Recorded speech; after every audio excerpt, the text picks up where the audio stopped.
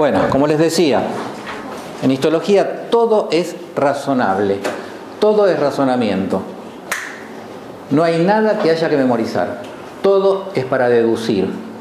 Yo lo que quiero es que ustedes a fin de año puedan deducir lo que les preguntamos. No quiero que memoricen nada. Tampoco quiero que me digan frases vacías. Quiero que me traduzcan del idioma médico al español.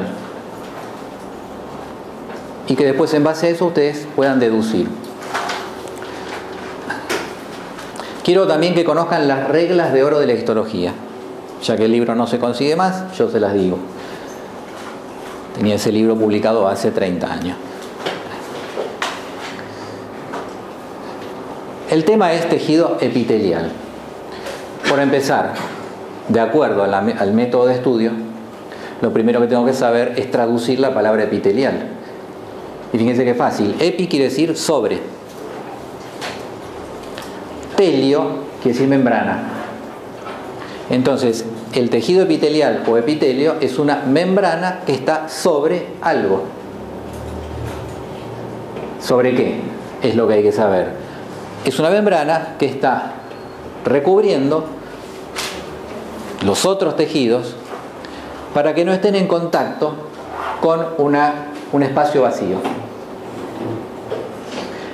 El tejido epitelial es una membrana que es el único tejido del cuerpo que puede estar en contacto con un espacio vacío. Hay un solo tejido que puede soportar el contacto con un espacio vacío, por ejemplo con el medio ambiente. Hay un solo tejido que puede estar en contacto, que es el tejido epitelial. Por lo tanto, todo lo que yo pueda tocar de mi cuerpo, todo es tejido epitelial. No se puede tocar otra cosa que tejido epitelial. Solamente conocemos el tejido epitelial de nuestras novias o novios o esposas. Todo lo que hemos tocado en nuestra vida de otra persona es solamente tejido epitelial. No les conocemos el conectivo, ni el muscular, ni el nervioso. Por suerte, ¿no? A veces. Bueno, les conocemos el tejido epitelial solamente, porque es el único tejido que está en contacto con superficies o con medio ambiente o con espacios vacíos, tanto adentro del cuerpo como afuera. Es un tejido que está especialmente adaptado para eso. Ha desarrollado una enorme cantidad de adaptaciones a través de la evolución para poder soportar eso. Entonces, si yo les pregunto cuáles son las características del tejido epitelial, no hay que memorizarlas, hay que deducirlas. Entonces yo pienso, si está en contacto con el medio ambiente o con una superficie vacía, por ejemplo la piel, yo me puedo raspar la piel, me puedo golpear, me puedo rajuñar. El tejido epitelial tiene que soportar eso. Si yo me pellizco, no me saco un pedazo de piel. El tejido epitelial tiene que soportar eso. Si yo me meto dentro de una pileta, no se me llena de agua el cuerpo. Si yo meto la mano en un lugar infectado, no se me infecta la mano. Si un compañero viene y me raspa un poquito la piel, no me desangro. Cosa que pasaría con los otros tejidos. El epitelial está preparado para eso. Entonces, es un tejido muy resistente, cuyas células están unidas entre sí. Esa es una primera característica importante que estamos viendo ahí arriba, en donde estamos viendo un tejido epitelial. Ahí arriba hay una superficie libre, una luz. En histología le llamamos luz a la superficie libre, o al lugar que esté vacío, le llamamos luz. Desde acá se ve bien también. Entonces, si yo veo en cualquier preparado histológico un espacio vacío y me preguntan qué tejido es el que estoy viendo, la única respuesta es tejido epitelial. No porque yo la sepa, no porque lo haya visto. Estoy buscando un punterito láser, pero no me queda ninguno. Si me preguntan qué tejido es este, el error de los alumnos es mirar lo que les pregunta el profesor. Si yo les pregunto qué tejido es este, no miren donde yo les pregunto. ¿Vieron los magos cuando te quieren hacer un truco? Con la otra mano te distraen. Mueven las manos y hacen todo un show y con la otra mano se la meten en el bolsillo y te sacan la flor. Porque con esta mano te distraen. Lo mismo, yo te pregunto, ¿qué es esto? Y todos miran ahí. No hay que mirar ahí, hay que mirar alrededor. Si yo te pregunto, ¿qué es esto? Vos tenés que ver que arriba hay un espacio vacío. Por lo tanto, eso es tejido epitelial. Ya está. Tejido epitelial, no tengo que mirarlo. No estoy mirando en lo que me marcó el profesor. Miro alrededor para poder deducir.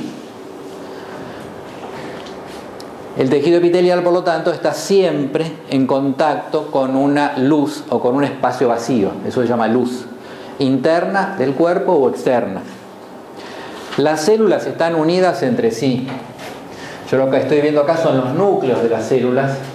Estos son los núcleos y este es el citoplasma.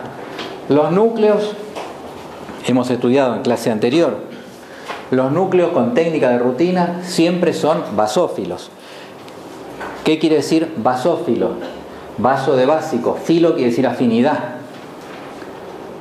Cuando yo era chico y tenías una chica que todavía no era tu novia, se decía tiene un filo. Mira qué cultos que éramos, hablábamos en latín. No, inclusive es en lunfardo, tiene un filito, se decía antes, tiene un filo. Filo quiere decir afinidad en latín. Bueno, basófilo. El núcleo siempre es basófilo. Basófilo quiere decir afinidad por las bases. ¿Cuál es el colorante básico en histología? La hematoxilina. Por lo tanto, el núcleo siempre tiene afinidad por la hematoxilina. La hematoxilina es azul, por lo tanto los núcleos siempre son azules. Ahora, ¿por qué el núcleo es azul? ¿Por qué tiene afinidad por la hematoxilina? Porque la hematoxilina es una base, dijimos recién. ¿Las bases con qué se unen para formar una sal? Con los ácidos. El núcleo siempre tiene ADN. No hay núcleo sin ADN. Siempre tiene ácido desoxirribonucleico. El núcleo siempre tiene ácido. Por lo tanto, siempre se une con una base. La base es la hematoxilina, que es azul. Por eso el núcleo siempre se ve azul. ¿Comprenden? No es cuestión de repetir, el núcleo se ve azul siempre. No, si nosotros le preguntamos eso en un examen, puede contestar, el núcleo se ve azul, es basófilo. Está bien, está bien. Pero otra cosa es que me haga todo el razonamiento. ¿Por qué es basófilo? ¿Por qué se ve azul? ¿Por qué tiene afinidad con los colorantes básicos? Entonces es todo deducible. En todo el año van a ver ustedes que los núcleos siempre son basófilos, cosa que es lógica, porque no puede haber un núcleo que no tenga ácido desoxirribonucleico. No hay núcleo sin ADN. No hay. El citoplasma, en cambio, puede ser basófilo o acidófilo. Basófilo o acidófilo. El tejido epitelial, estamos diciendo una primera característica, las células están unidas una al lado de la otra, justamente para que no se pueda romper. Si yo pellizco, hasta me puedo clavar un gancho en la piel, colgarme de un árbol, como hace esa gente que hace, ¿vieron? He visto documentales por ahí que se cuelgan de ganchos, están colgados del tejido epitelial. Miren si aguanta. ¿Por qué? Porque las células están unidas entre sí, por uniones estrechas, intermedias y desmosomas. Están unidas.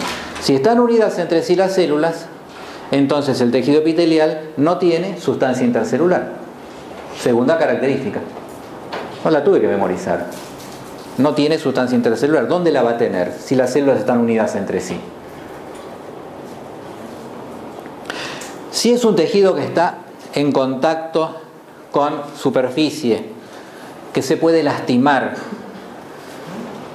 ya sea la piel, piensen inclusive, no sé, la boca, está en contacto con una cavidad.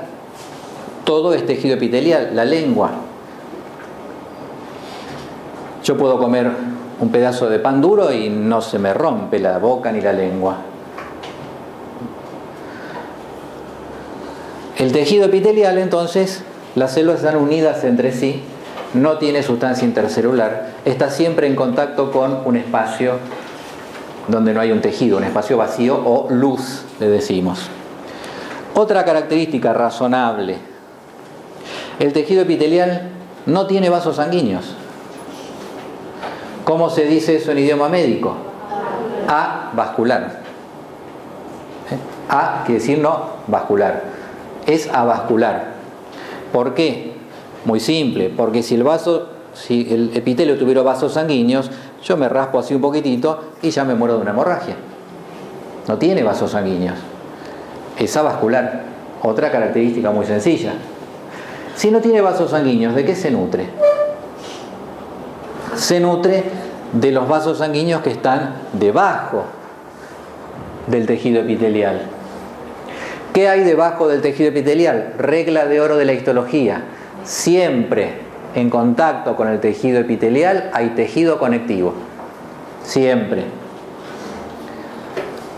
Por lo tanto, de un lado en el tejido epitelial siempre hay un espacio vacío. Y del otro lado siempre hay tejido conectivo. La membrana basal, ¿dónde se ubica? Entre el tejido epitelial y el conectivo está la membrana basal, que no se ve con el microscopio óptico. Pero si yo le digo a un alumno, márqueme acá donde está la membrana basal, se la pueden pasar un año mirando y no la van a ver, pero el que sabe me va a decir está acá. ¿La ve? No, no se ve con el microscopio óptico, doctor, pero está siempre entre el epitelial y el conectivo. Ese alumno sabe. El otro se queda mirando a ver si la encuentra. Y no la va a encontrar. Porque la pregunta fue con trampa, no se ve con microscopio óptico. Estamos evaluando razonamiento.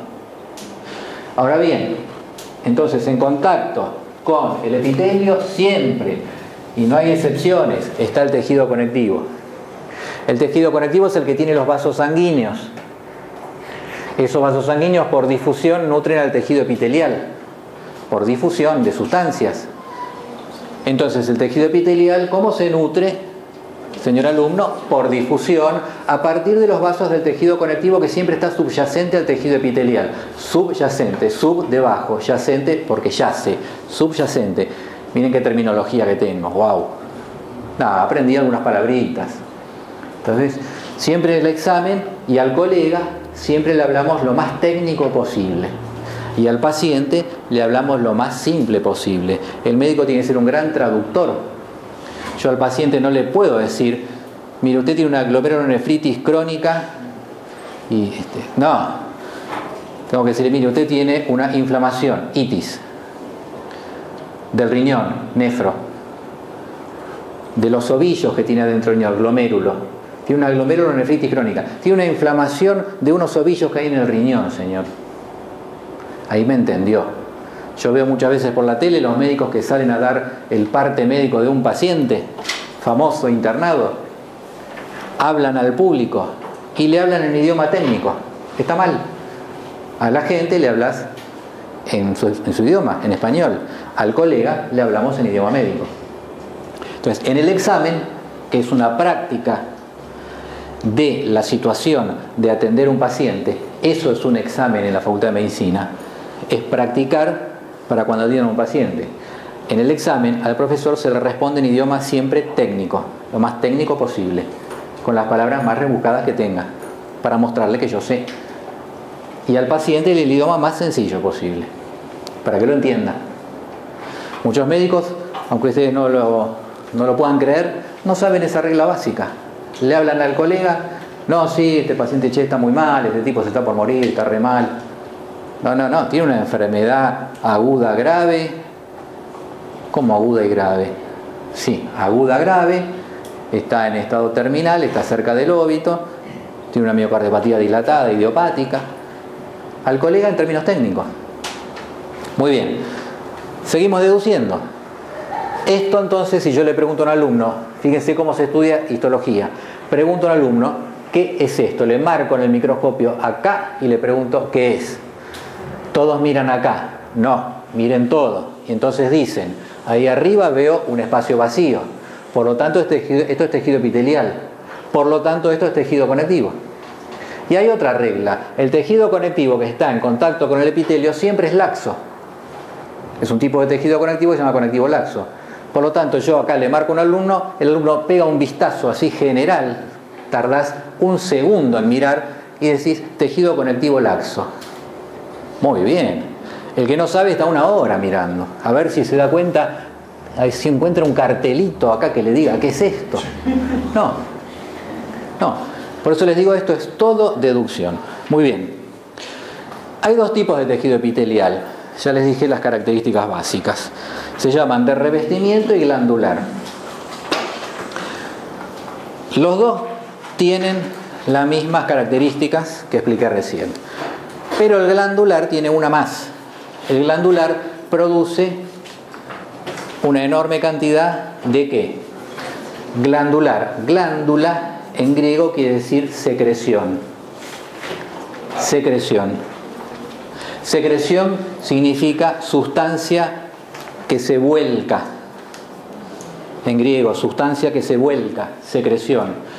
Entonces, el tejido epitelial glandular es un tejido epitelial que además segrega, vuelca hacia afuera sustancias. Eso es el tejido epitelial glandular. Tiene una función más que el de revestimiento. Dicho en términos generales, la clase que viene tiene glandular. Vamos a ver hoy entonces solamente el de revestimiento. Y aquí viene otra parte importante. Cuando uno le preguntan algo acerca de un tejido, una pregunta acerca de un tejido, en un examen, hay, y esto es otro capítulo, ¿cómo se rinde un examen oral? Es un gran capítulo. Ustedes los próximos 6 años, todas las materias, los exámenes son orales. Primero viene un escrito y después viene el oral. Y el verdadero es el oral. Doctor, me saqué un 8 en el escrito y en el oral me aplazaron. ¿Está mal? No, no está mal. ¿Por qué? El escrito puedes hacerte a tetí, te puedes copiar a tu compañero. El oral es la verdad. Eso de frente con el profesor, ahí no hay verso que valga. El que vale es el escrito. ¿Cómo se rinde oral? Perdón, el que vale es el oral. ¿Cómo se rinde oral? Hay todo un método también para rendir exámenes orales si uno quiere que le vaya bien. Vos tenés 2 alumnos que saben lo mismo, estudiaron lo mismo, las mismas horas, estudiaron juntos, uno le tomó al otro, el otro le tomó a uno, saben los dos igual. Uno se saca un 4, el otro se saca un 10. ¿No les pasó nunca eso? ¿Qué pasó? Uno sabe rendir examen oral, el otro no sabe. Hay toda una técnica también que yo en mis años de estudiante me ocupé de detallar minuciosamente y tratar de perfeccionar esa técnica para que no me molestaran más los profesores en los exámenes orales. Hice todo un análisis y un estudio de cuál es la forma correcta, junto con un grupo de compañeros que teníamos. Desmenuzamos al máximo cada gesto, cada palabra que había que hacer para sacarse un 10. Todo estaba fríamente calculado en el grupo nuestro. Éramos todos unos delincuentes. Pero estaba súper calculado. No había nada librado al azar. Los gestos, las miradas, las palabras, cómo estudiar, cómo explicar. Hay reglas básicas. Nosotros los profesores, y en general mucha gente sabe, que cuando uno se acuerda algo, lo mira al profesor de frente. Cuando uno no se acuerda, hay un mecanismo instintivo que hace que uno mire para arriba y a la derecha. Entonces, ¿cómo te llamas vos? Tamara. Tamara. Ella me dijo, Tamara me miró de frente. Si ella me dijera, yo le digo, ¿cómo te llamas? Y me dice, Tamara. Yo la mando a internar. Porque está tratando de acordarse de su nombre. Está grave. Está haciendo un esfuerzo para acordarse de su nombre, pobrecita. Está mirando para arriba y a la derecha, quiere decir que está buscando en el fondo de su cerebrito. Pobre angelito de Dios. Está buscando ahí en el fondo cuál es su nombre. No se acuerda ni eso. Lo mismo en el examen. Señor, ¿qué tejido es este? ¿No? Te miran de frente, epitelial. ¿Qué tejido es este? Ya está, no me tiene ni que contestar nada, no lo sabe. Cuando se lo acuerde, el paciente ya se murió. También es toda una práctica de cuando vengan los pacientes, chicos. Viene el paciente con un paro cardíaco. ¿Qué es lo primero que se hacía? Ya se murió. No, o lo tengo bien incorporado en la parte del cerebro donde tengo las cosas que me acuerdo permanentemente, como el nombre y apellido, la dirección, el teléfono, si no es que cambié de celular porque ya no me lo acuerdo más, hasta que pase un tiempo, ¿se dan cuenta? Al principio no me lo acuerdo, lo busco. Después yo no lo busco y lo pienso, y te lo digo. Y después de un tiempo te miro de frente y te lo digo. Esto yo lo sé, entonces yo tomo examen, en 2 segundos te digo si estudiaste o no. No me preguntó nadie y me puso un 1. Pero ya me estoy dando cuenta. Estás todo el tiempo rebuscando en el fondo de tus pensamientos una idea. No va a funcionar. No perdamos el tiempo. Y al otro le hice 2, 3 preguntas, me miró de frente, me las respondió. Listo, afuera, 10. Pero tan rápido, ya está, ya me di cuenta que sabés. Entonces, todo eso es un ejemplo del método para rendir un examen. Mírenlo de frente al profesor, contéstenle rápido y mirando de frente. Ahora, ¿cómo le contesto rápido si no sé nada? Ahí viene el problema. Y eso también tiene solución, porque nadie sabe todo. Todos sabemos un poquito. Nadie sabe todo. ¿Cómo hago, sabiendo un poquito, para mirarlo de frente y decirle lo que él quiere? Hay un método. Les decía que cuando les preguntan en un examen oral por un tejido, hay un método para responder. ¿Cuál es el método? Primero se responden las características, que es lo que dije recién. Que tardé mucho tiempo porque estoy haciendo la larga, estoy explicando. Pero primero le digo, tejido epitelial es un tejido que se encuentra en contacto con superficie libre por un lado, con tejido conectivo del otro, las células están unidas con otra, está en contacto siempre con tejido conectivo laxo del otro lado, es avascular, se nutre por difusión. Características. Me llevó 10 segundos. Y es un párrafo. A continuación se explica la clasificación. Siempre a continuación de la definición se explica la clasificación. En los tejidos. Para los órganos hay otro método. Clasificación. El tejido epitelial se clasifica en de revestimiento y glandular, como dije antes. El de revestimiento se clasifica de la siguiente manera. De acuerdo al número de capas que hay entre el espacio vacío y el tejido conectivo, de acuerdo al número de capas, al número de células que haya entre la luz o superficie libre que está ahí arriba y el tejido conectivo, se clasifican en 2 tipos, simples y estratificados. Tengo los epitelios de revestimiento simples y estratificados. El simple tiene una sola capa de células, como ven acá. Una sola capa. El estratificado tiene muchas capas, muchos estratos. Estratos significa capas. Entonces, estratificado. El simple, si las células son planas, se llama plano simple. Si son cúbicas, cúbico simple. Si son cilíndricas, cilíndrico simple. Tenemos 3 tipos. 3 tipos de epitelio simple. Y hay un cuarto tipo, que es un epitelio simple, pero parece que tuviera varias capas. Vamos a verlo enseguidita. Acá vamos a ver los distintos tipos de epitelio. Así conocemos a todos. Epitelios, ven, estratificado y simple. Vamos al simple, plano simple.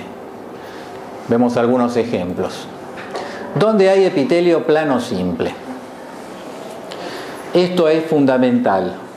Prácticamente la primera clase de histología, y les doy una herramienta con la cual la van a pelear todo el año. Si saben esto, todo el año es mucho más fácil, aunque no me lo puedan creer. Es saber los ejemplos de los epitelios. ¿Por qué? Porque yo veo, por ejemplo, este preparado. Es un atlas de histología. Yo no sé los preparados que hay, pero bueno, hace 40 años que los miro, ya no me sorprende.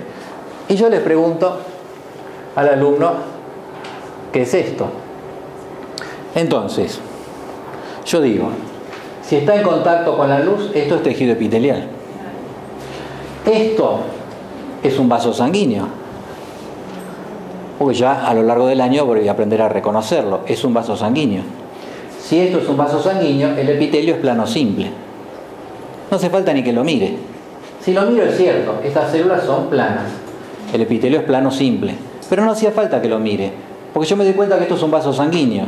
Regla de oro de la histología. Todos los vasos sanguíneos tienen epitelio plano simple. Menos uno. Hay una sola excepción muy rara que no se ve, que es lo que se llaman las vénulas de endotelio anto del ganglio linfático. Pero es una sola excepción y no la van a ver nunca. Entonces yo ya toqué acá plano simple. ¿Cómo me doy cuenta si lo quiero ver y confirmar? Bueno, porque tiene una sola capa de células. Una sola capa. Es muy delgadita, es el epitelio más delgado de todos. Donde yo quiera poner un epitelio muy finito, muy delgadito, pongo un plano simple. Es el más delgado y es el más suave, el más liso de todos. Por eso en contacto con la sangre siempre hay plano simple, porque la sangre siempre tiene que ir por lugares totalmente lisos. Si hubiera un epitelio cúbico, cilíndrico o estratificado, la sangre, al encontrarse con alguna pequeña arruga microscópica, algún lado que no sea perfectamente liso, la sangre tiene sensores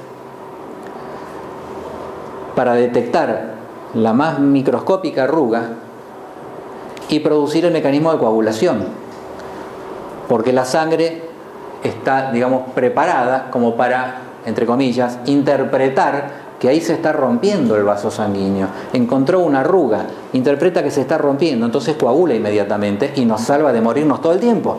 Me corto y no me muero desangrado, porque al cortar el vaso sanguíneo se produce una arruga en el epitelio, un corte microscópico tal vez, o tal vez grande, depende de la herida, pero en cuestión de instantes las plaquetas detectan esa arruga, se dan cuenta que se está rompiendo y forman un coágulo y tapan el tapón plaquetario, después viene el coágulo. El único epitelio que no tiene ninguna arruga es el plano simple. Cuando somos jóvenes, con los años se nos arruga el epitelio plano simple si hacemos las cosas mal. ¿Por qué? Porque se deposita colesterol. El colesterol se deposita en el epitelio plano simple y forma arrugas. Y entonces, aunque el vaso sanguíneo no esté roto, las plaquetas interpretan que sí y forman un coágulo sin que haya ninguna rotura. Y como no hay ninguna rotura, en lugar de coágulo se llama trombo. Tengo una trombosis. Y si esa trombosis es en las arterias coronarias, tengo un infarto. Porque con los años, primer factor que produce arrugas en el endotelio, número 1, lejos, es el cigarrillo. Después viene el colesterol. Los tóxicos del cigarrillo producen esas arrugas en el endotelio. El colesterol en segundo término y después los demás factores de riesgo, sedentarismo, diabetes, hipertensión. No se sabe cuál, el cigarrillo tiene miles de tóxicos, no se sabe si es la nicotina el tóxico que arruga el endotelio o no, nunca se pudo determinar. Porque la cantidad de componentes tóxicos que tiene, no me acuerdo cuántos son, pero me acuerdo que eran miles. ¿Cuál es el que arruga los endotelios? No se sabe. Entonces, si me preguntan, ¿qué tejido veo acá? Simplemente razono, veo un vaso sanguíneo. Esto es epitelio plano simple. Un segundo tardo en decírtelo. Y después, si querés, te doy toda la explicación de por qué plano simple. ¿Sí? El epitelio plano simple de los vasos sanguíneos se llama endotelio. Telio, membrana. Endo, adentro. Es una membrana que está adentro de los vasos sanguíneos. Endotelio. Ven que todo es lógico, es razonable. Todo es así. Este es entonces el plano simple. ¿Dónde más hay plano simple? Hay epitelio plano simple también, aparte de los vasos sanguíneos, en la superficie de las 3 membranas que recubren las cavidades internas del cuerpo. ¿Cuáles son las 3 cavidades internas del cuerpo humano? Anatomía de primer año. La cavidad pleural, peritoneal y pericárdica. Entonces, esas 3 cavidades están recubiertas también por epitelio plano simple en lo que es la pleura, el peritoneo y el pericardio. Eso también tiene epitelio plano simple y ahí se llama mesotelio, mesomedio, quiere decir mesotelio. Entonces tenemos en los vasos sanguíneos, tenemos en la pleura, peritoneo y pericardio, y también tenemos epitelio plano simple en el riñón,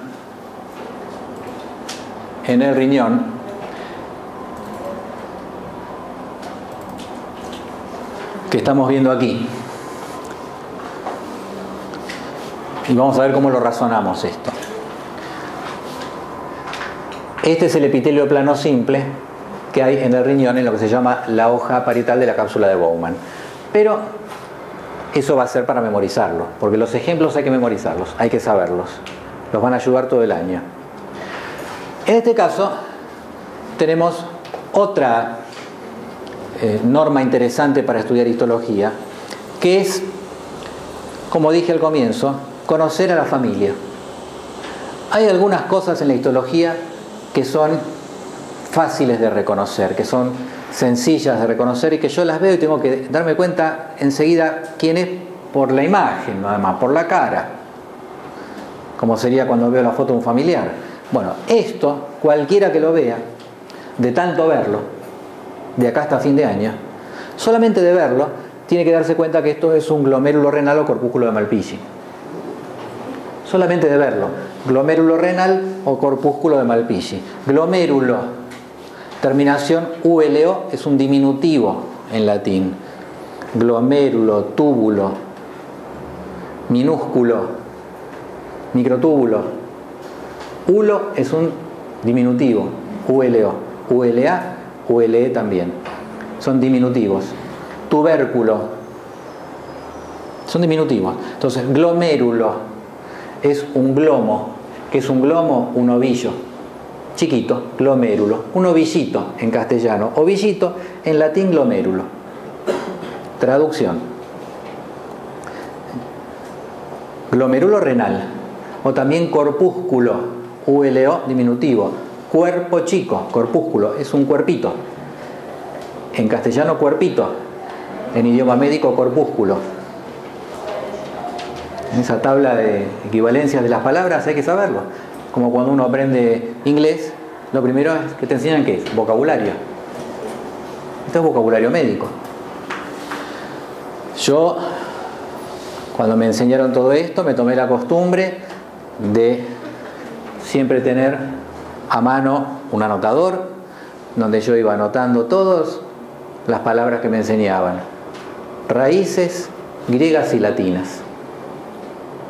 Después de un tiempo te das cuenta que son todas iguales, se terminaron, ya no hay más. Y ya empezás a entender. En el cerebro está el homúnculo motor. Aprenderse otra palabra, homúnculo. Homo, hombre. ULO, diminutivo. Hombrecito. Está el hombrecito motor. No le decimos hombrecito, porque queda feo, le decimos homúnculo. Ahí somos re importantes, sabemos unas palabras bárbaras. Hormona, ¿cuál es la hormona que produce la secreción de leche en la glándula mamaria, en la mujer embarazada? ¡Qué pregunta! Leche, lacto. Sustancia, terminación ina. Ina. Produce, prolactina. ¿Cuánto tuve que estudiar? Nada. Me aprendí las palabritas. Prolactina. Sustancia, hormona que produce el desarrollo de la mujer. ¿Qué era INA? INA se aplica a todo lo que es una sustancia, sobre todo si son proteínas. Proteína termina en INA. Hormona que produce el desarrollo de la mujer. Otra vez. Pero claro, no me acordé. Desarrollo, origen, geno. Mujer, estro. estrógeno. Hormona que produce el embarazo, que facilita el embarazo en la mujer. Hormona, casi todos terminan en ona. Pro, de producir, pro. Gesto, génesis, origen, embarazo. Progesterona. Ya está. ¿Qué hormona produce el cuerpo amarillo en el ovario? Otro lío más. No. Hormona luteinizante. Amarillo es lo mismo que lúteo. Cuerpo lúteo, cuerpo amarillo. Amarillo en castellano, lúteo en latín. Hormona luteinizante. ¿Qué hace la hormona luteinizante? Y luteiniza. ¿Qué quiere decir? Produce el cuerpo lúteo o amarillo. ¿Cómo se llama el cuerpo blanco del ovario? Corpus albicans. Algo blanco. El albino tiene el pelo blanco. Corpus albicans. Te lo dije en difícil. Cuerpo blanco. Me está pidiendo el profesor que traduzca palabras. No me está tomando un examen. Me está pidiendo que traduzca. ¿Comprenden? Eso es una clave, chicos, fundamental. Fundamental. Tienen que saber esa traducción. Y todo es mucho más fácil. Muy bien, y acá interviene la memoria visual. Esto es una foto que hay que tenerla en la mesita de luz, al lado de la foto del novio, ponen esta foto. Y ustedes se ríen, pero todo buen estudiante de medicina en su habitación tiene pegadas en las paredes las cosas más importantes. Todos nos hemos pegado listas de nombres, fotos, todo lo hacemos. Bueno, foto del glomérulo renal. Cuestión de que el profesor me pone, a ver, ¿qué es esto? Miro, digo, ya está, glomérulo renal. Esta es la cápsula de Bowman, hoja parietal de la cápsula de Bowman, hoja visceral de la cápsula de Bowman, túbulos renales, epitelio cúbico simple, tubo contornado proximal, mácula densa. Ya está. No tuve que hacer nada. Nada, yo vi la fotito, la tengo pegada ahí en la pared de mi casa, glomérulo renal. Ya está. Así es la histología. Lo mismo con cada epitelio. Aprenderse dónde están todos los epitelios. Para resumir, porque ya se nos hace la hora de terminar, porque yo el problema que tengo es que empiezo a hablar y no termino más, las clases se me hacen muy cortas. Tenemos entonces 8 epitelios, 4 planos y 4 estratificados. Los 4 simples y 4 estratificados. Los 4 simples son el plano cúbico y cilíndrico, y uno que, nuevamente, pregunta del profesor, re difícil para sacarse un 10 en el examen, ¿cómo se llaman los epitelios que son simples pero parecen estratificados? Falso se dice pseudo. El paciente tiene una pseudoparálisis, doctor. Ajá, ¿qué problema? ¿Qué tendrá? No está paralizado, es falso. Debe ser una chica con histeria que se hace la paralizada. Una pseudoparálisis. Ya vamos haciendo deducciones. Pseudo, falso. Y dije chica con histeria, y está bien, porque la histeria es una enfermedad femenina. O sea, no se ofendan, ya llegará el momento que lo estudien. De hecho, histero significa útero. Histerectomía, ecto, sacar el útero, histerectomía. Histérica viene de útero, porque se pensaba en la Edad Media que era por el útero que tenían esas síntomas. Decían que era por el útero. Y había una serie de tratamientos para tratar de que el útero no les produzca esa enfermedad, que no se los cuento porque eso ya es otro capítulo. Pero ahí tenemos los 4 epitelios entonces simples. El pseudoestratificado, ¿qué tipo de epitelio es? Simple, pero parece estratificado. Ya está la definición.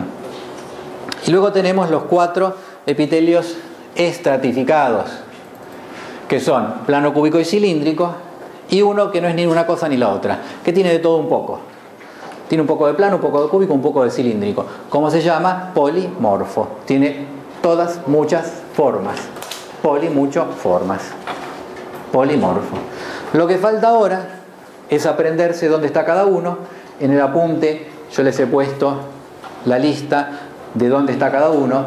Eso hay que memorizarlo.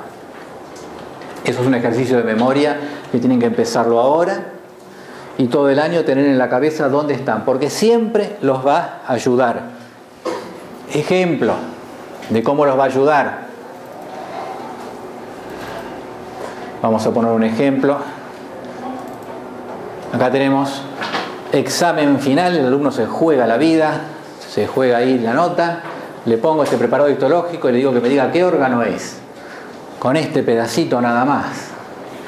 El que sabe histología le pega un vistazo y ya está, esto es piel. ¿Por qué? Porque estoy viendo un epitelio plano estratificado con queratina.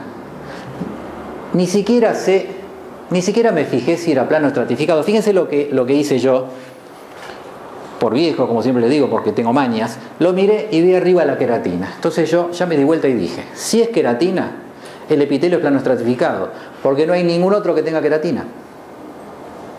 Si es epitelio plano estratificado, es piel, porque no hay ningún otro órgano que tenga epitelio plano estratificado con queratina. Entonces miré y dije piel.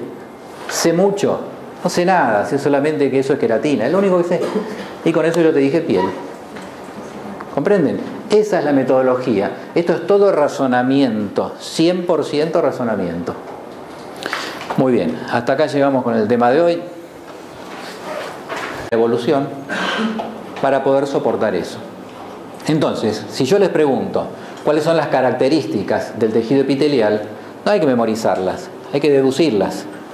Entonces yo pienso, si está en contacto con el medio ambiente o con una superficie vacía, por ejemplo la piel, yo me puedo raspar la piel, me puedo golpear, me puedo rajuñar.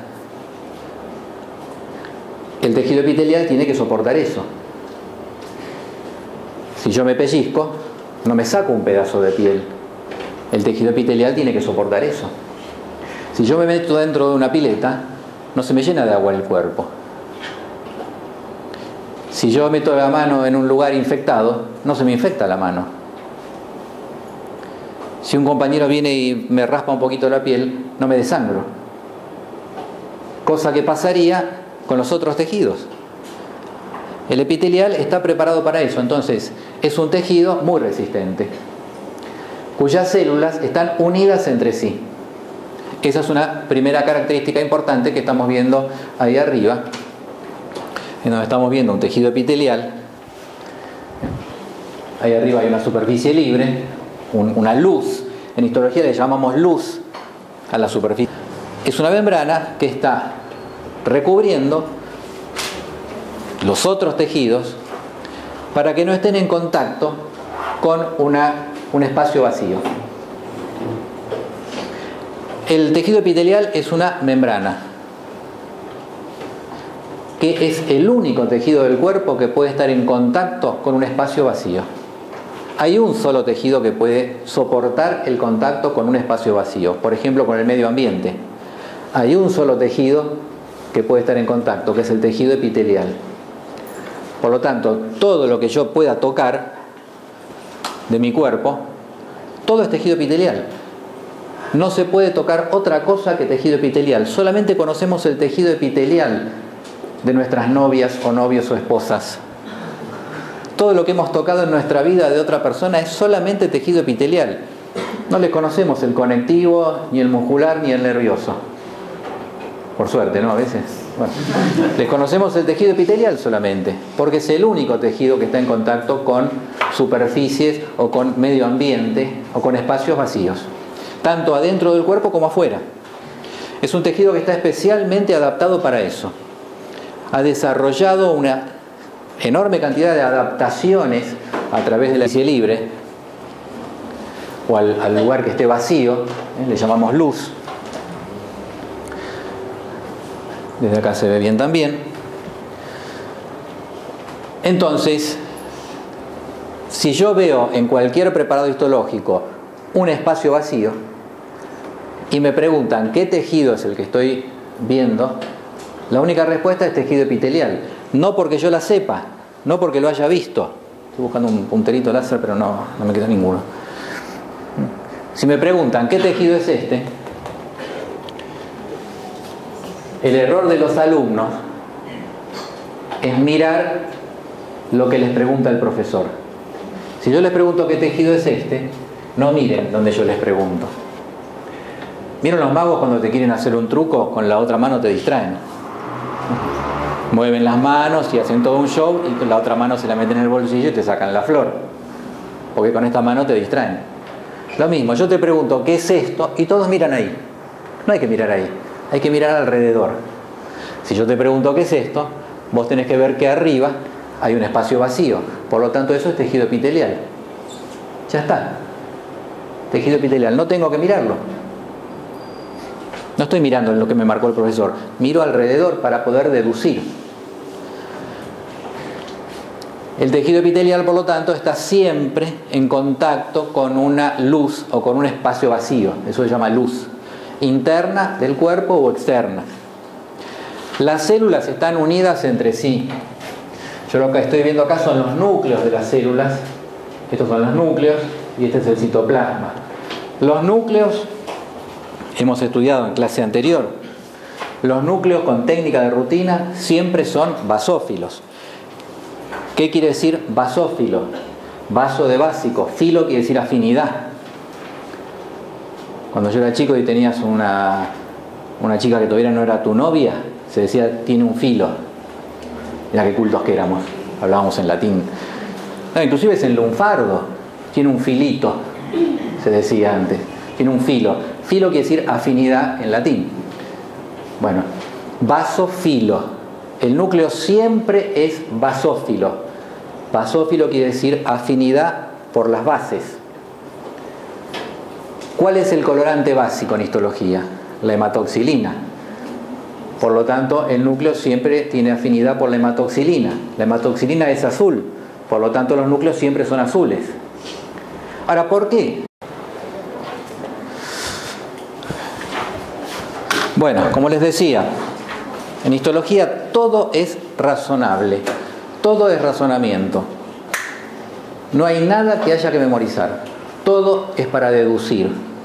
Yo lo que quiero es que ustedes a fin de año puedan deducir lo que les preguntamos. No quiero que memoricen nada.